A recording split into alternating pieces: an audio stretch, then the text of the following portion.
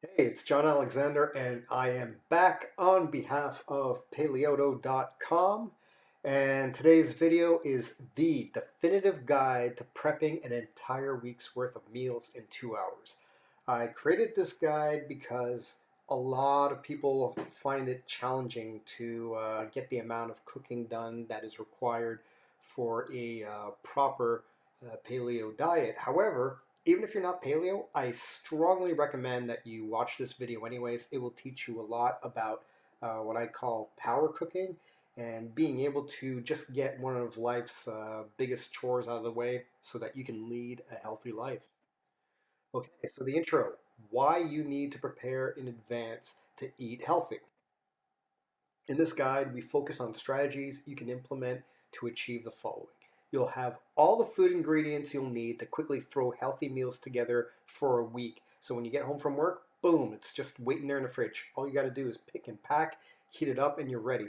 You'll have ready access to an abundance of different foods because variety is good.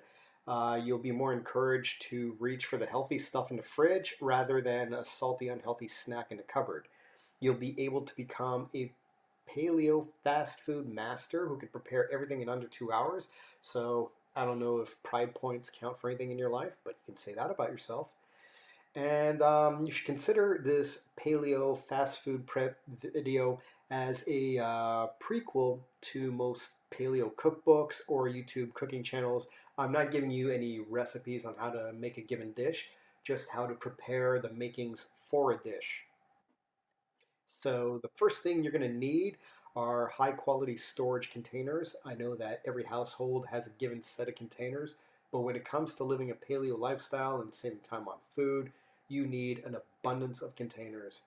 Part of this process also calls for steaming large batches of veggies. So if you already have a steaming basket, I recommend you buy a second one to help this process move along a little more quickly. So, how the Paleo Fast Food Guide is designed. Have you ever worked in a restaurant? I have, and that's part of the reason why I create this guide for you because I was put into hell myself and had to learn how to move very, very fast. So, you're about to get a taste of the controlled chaos that goes into making those outings to the restaurant possible.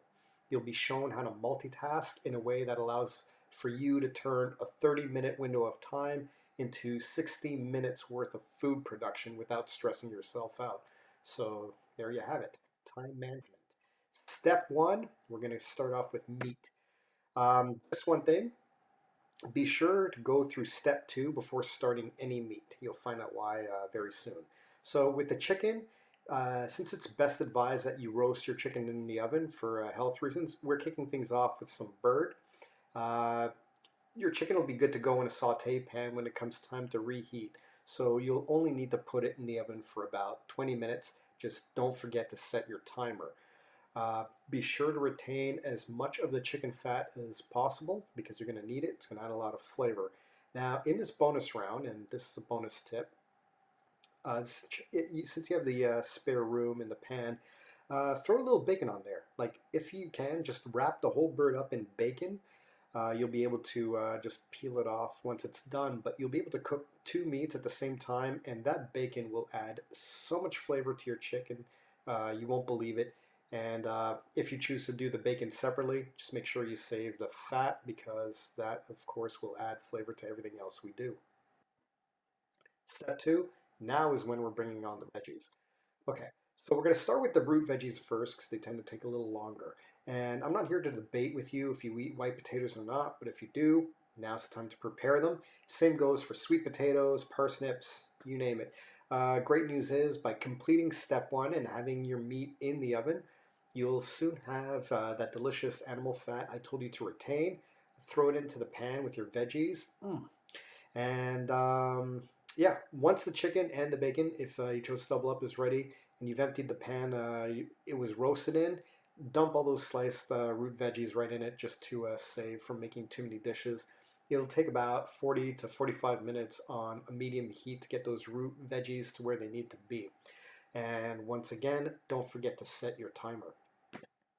Step three, lift off. This is when things are really starting to go. You've already taken down two meats. You've got some a pan full of root veggies in the oven, maybe two, who knows. Let's get step three going with simple to cut vegetables, which we will steam instead of roast. Now, I need you to fill two pots with water and set the temperature at about medium if you're using an electric stove, or just under medium with a gas burner. The point here is to have the water on the brink of boiling by the time you're done prepping your veggies.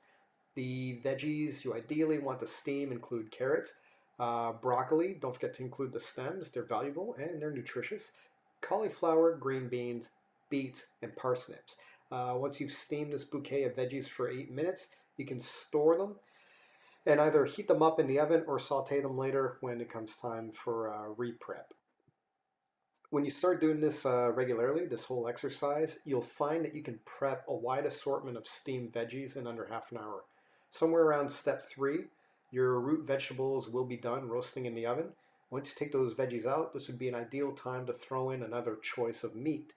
While it's most common to prepare steak in a pan or on the grill, you really have to try what a T-bone or a filet mignon tastes like when it's been slow cooked in an oven at a low temperature. Cooking at a low heat will require about 30 minutes of prep time. Don't forget to flip your meat about 15 minutes in. Once that red meat is ready, it'll require a quick trip in a sizzling hot pan when it comes time to heat it up, and by that I mean reheat.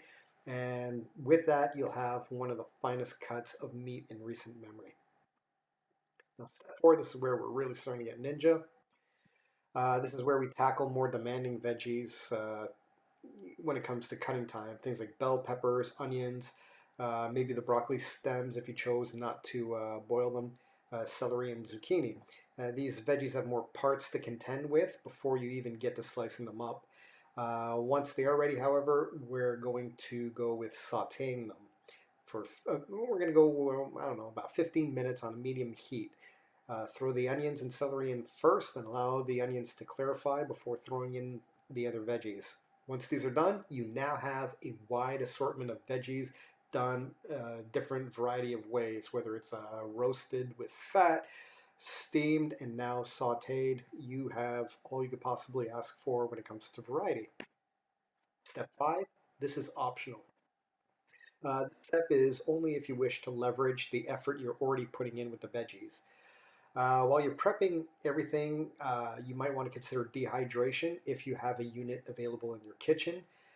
Considering the time demands of the paleo diet, not to mention the cost, dehydration can save you big time on both counts, just because dehydrated veggies last a whole lot longer than any other kind.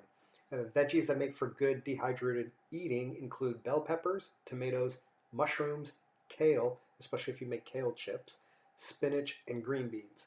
Those veggies listed above tend to be the costliest of the crops in your kitchen anyways, and the quickest to spoil. And since kale and spinach are particularly given to being frozen, dehydration makes for the most attractive option.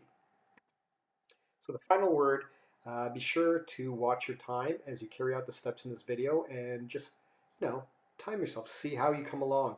You likely won't be as fast as the time frames outlined in the steps I just showed you, but as you get used to doing it all, you'll find that you can very easily cook an entire week's worth of food in 2 hours or less. And to finish things up, I'd like to invite you to get a free download. This is the 30-day nutrition tracker. This will also give you a great idea of how much you're spending on food and how good of a job you're doing with your prep. So you can go to paleoto.com/nutrition now to get it. Talk to you later.